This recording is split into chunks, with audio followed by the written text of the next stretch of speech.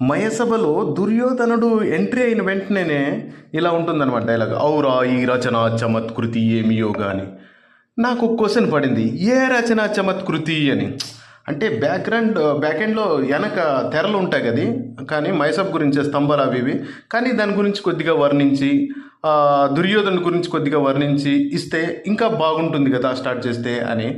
So ఎలా రాయాలి నాకు ఒక ఐడియా వచ్చిందనమాట. యమగోళలో ఎన్టీఆర్ యమగోళలో యముండా కర్కసుండా అని అంటాడు కదా, ఆ డైలాగ్ బాగా నచ్చింది నాకు. అలాంటిది పడితే బాగుంటుందని సో గ్యాదర్ చేశాను అనమాట అంత ఇన్ఫర్మేషను. ఓ పెద్ద లైనే రాశాను, అందులో కొద్ది చెప్తాను ఇప్పుడు. కాకపోతే ఈ స్క్రిప్ట్ ఎక్కడ వినరు అనమాట మీరు, ఏ మైసభ స్క్రిప్ట్లో ఉండదు, ఎందుకంటే నేను రాసింది ఇక్కడే ఉంటుంది, కానీ పదాలు వినింటారు అక్కడక్కడ. సంకలనం చేశా, మహాసంకలనం అని. సుక్షత్రియ చంద్రవంశోద్భవుండ గాంధారీదేవి సుతాగ్రజుండ శత సోదర గణ పరివేష్టితుండ ప్రచండ కౌరవేశ్వరుండ.